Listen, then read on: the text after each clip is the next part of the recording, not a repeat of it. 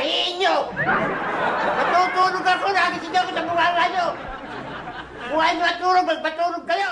Naging parte na ng pelikula at telebisyong Pinoy ang mga komedyanteng minsang nagpasaya at nagbigay ng inspirasyon sa maraming manonood. Sa katunayan, tumatak na sa industriya ang kanilang husay sa pagpapatawa at kanilang mga iconic characters na ginagampanan. Noong hindi pa naimbento ang internet at mga cellphones, may tuturing na pangunahing libangan ng mga tao ang panonood ng palabas, lalo na ang komedya, dahil na rin sa likas na pagiging masiyahin ng mga Pilipino.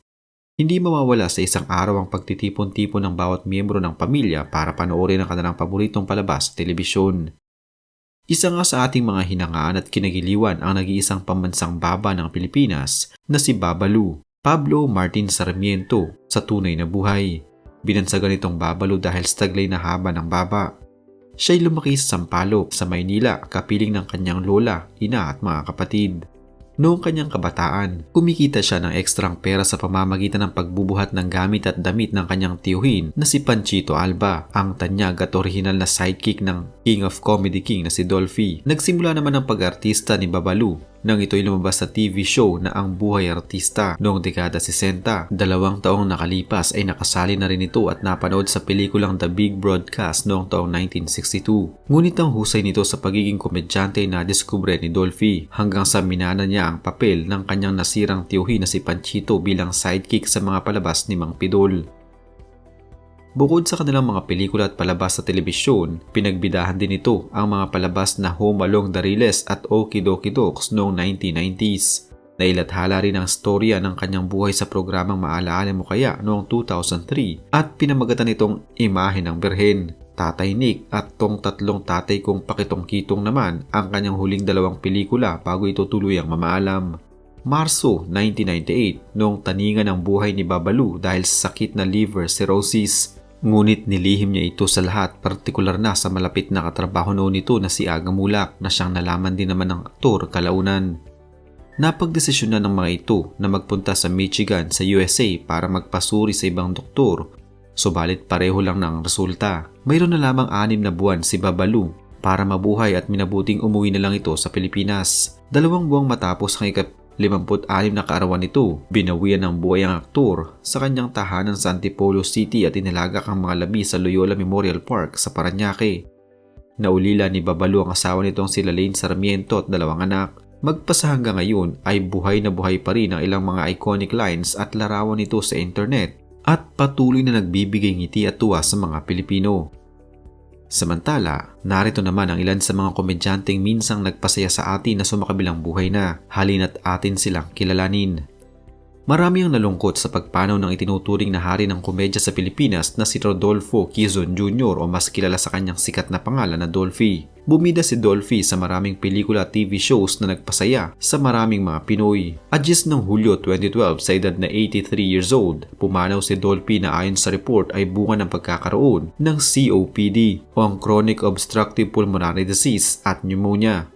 Nagluksa rin ang buong entertainment industry taong 2016 dahil sa pagpanaw ng star builder na kilala bilang si Master Showman at si Kuya Germs na si Herman Moreno. Siya ang isa sa mga nagpasikat ng maraming kilalang artista sa industriya kabilang na ang mga aktor at aktres na nagsimula sa youth-oriented show noon na That's Entertainment. Pumanaw sa edad na 84 ang veteranong aktor, komedyante at advertising creative na si Manuel June Salazar Urbano Jr. o mas kilala rin bilang si Mr. Shuli. Disyembre 2023, nakilala si June dahil sa kanyang Mongolian-inspired character bilang si Mr. Shuli. Isa ito sa mga iconic figure sa bansa na sumikat noong late 80s dahil sa kanyang mga punchline tungkol sa politika at Pinoy pop culture. Bago mamaalam ay tinanggap pa ni June ang pagkilala sa kanya ng Universidad ng Pilipinas bilang Gawad Plaridel Awardee ng 2023 dahil sa kanyang kontribusyon sa telebisyon, pelikula at komedya. Pumanaw naman taong 2019 ang veteranong komedyante na si Gary Lising sa edad na 78, unang nakilalang komedyante sa 80s gag show na Champoy. Hindi dinetalye ng kanyang pamilya ang dahilan ng kanyang pagkamatay pero maaalalang nagkaroon si Gary ng cardiac arrest noong taong 2009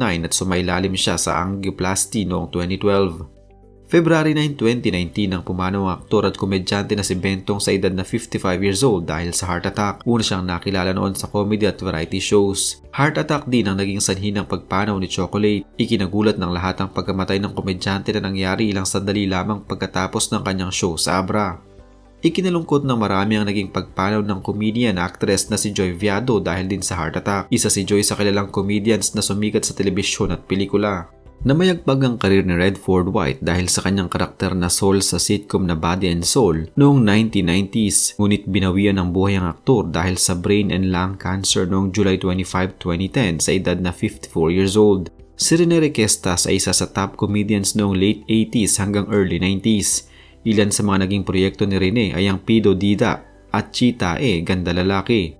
Kilala naman si Panchito bilang partner sa pagpapatawa ni Dolphy. Ayon sa mga ulat ay may 2 buwan nang nakaratay sa ospital ang 70 years old noon na si Panchito na nagkasakit ng cardiopulmonary arrest bago siya bawian ng buhay.